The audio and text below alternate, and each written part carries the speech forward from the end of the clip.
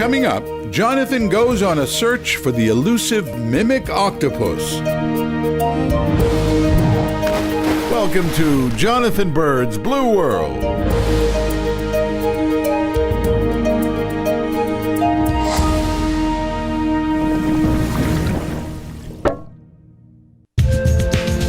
In the previous season of Blue World, I traveled to Dumaguete in the Philippines for a week diving with Atlantis Dive Resort in a search for an elusive octopus known as the Wonderpuss. The Wonderpuss is a rare master of disguise that lives in sandy habitats. But there is another, even harder to find octopus that lives in this same habitat, the Mimic Octopus. To find a mimic, I'm off again to the Philippines. But instead of Dumaguete, this time I'm heading to the rich biodiversity around Puerto Galera. In the village of Sabang, nestled along the beach, are a bunch of dive resorts, and I'm heading to my favorite, Atlantis. The facility is a luxury dive resort catering to discerning divers like me. It's nice. And most importantly, it's right on the water. As the crew readies our boat for the day, the divers set up their gear. I check my nitrox, and then our dive master Felix gives us a dive briefing. Somebody get about 10 minutes if you can. Well, I've been diving in a lot of places in the Philippines, but never Puerto Galera. This will be my first dive here, and I can't wait to see what we can find. They pull the boats right up on the beach for easy access. Today, I get to share a boat with my good friends Howard and Michelle Hall, who are sporting their new Blue World hats. With our friend Ed Stetson and Zach of All Trades filming, we're off. After a short boat ride, Captain Tito helps us don our gear, and then 1, 2, 3, go!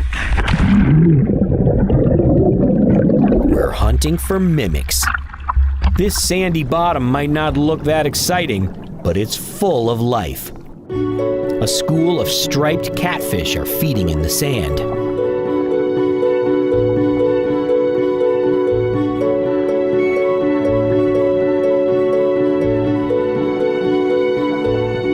Nearby, a seahorse doing its best to look like algae. It's so easy to miss these little guys. You have to look closely at everything you see on the bottom. I move over to a small patch of coral to film some beautiful crinoids, which are plankton-feeding cousins of sea stars. Then I find a nudibranch that looks like it has a bunch of dreadlocks. And on the dreadlocks are little patches of algae called zooxanthellae.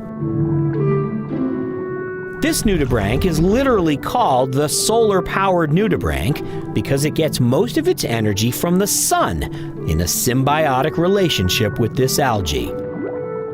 So it's literally a solar-powered animal.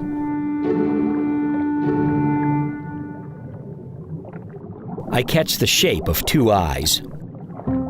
I look closer thinking I've found my elusive Mimic Octopus, but it turns out to be a blue-spotted stingray hiding in the sand.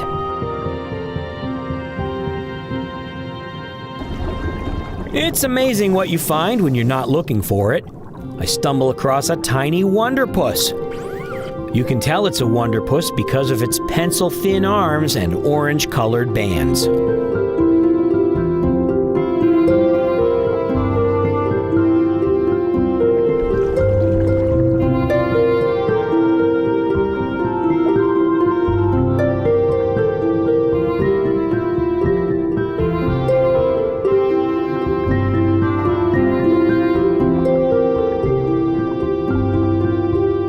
Meanwhile, Howard is filming something intently, so I head over to see what he's found. Wouldn't you know it, he found a Mimic Octopus. It's easy to see how the Mimic is confused with the Wonderpuss. They both like to create banded patterns on their skin, and they're both small, living in the same habitat. But the mimic has more webbing between its arms and a browner coloration. But what makes the mimic so special is not how it looks, but how it acts. The mimic octopus gets its name because it likes to take on various shapes that some people think is mimicry. For example, when the mimic octopus travels across the sand, it takes on the shape and color of a flounder. A flounder is a flat fish that blends into the sea floor. It swims like a magic carpet, just above the sand. Is the mimic octopus trying to look like a flounder? Or just taking on a shape which is universally effective for camouflage over sand? But not all of its behaviors are camouflage. Sometimes the mimic octopus dons stripes and walks along with its arms sticking out like the spines of a lionfish. Is it trying to frighten away predators with a lionfish impersonation? Because this is definitely not camouflage. Sometimes the mimic swims quickly by adopting a torpedo shape. But it also puts on a display of stripes, making some biologists convinced it's trying to look like a venomous sea snake. The various shapes and patterns that the mimic octopus can adopt are very impressive. And because they're not all camouflage, there is evidence that the octopus is mimicking other animals to deter predators. The mimic octopus eats mostly crabs and fish. It hunts for food by investigating every hole in the sand with probing arms. The skinny little arms can fit way down into even the smallest burrows.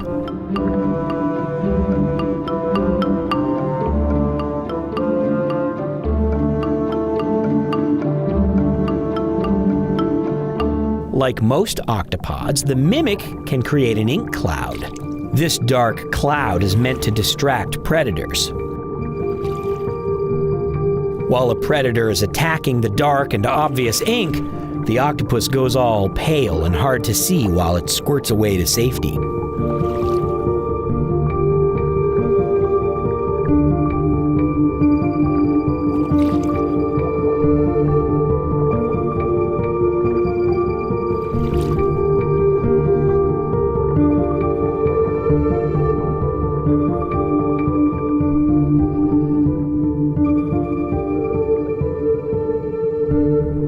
And when underwater cinematographers just get too annoying, the octopus can bury itself in the sand and hide.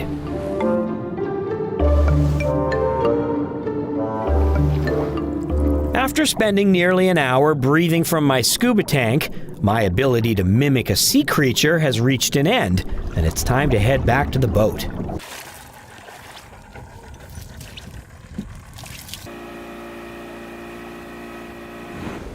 Puerto Galera is a scuba diver's paradise, with a wide variety of marine life for underwater photographers and critter lovers.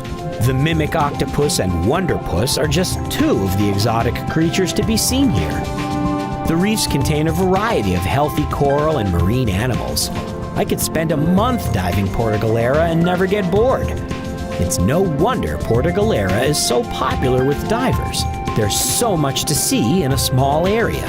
It's one of the best places to see weird and wonderful critters in the blue world.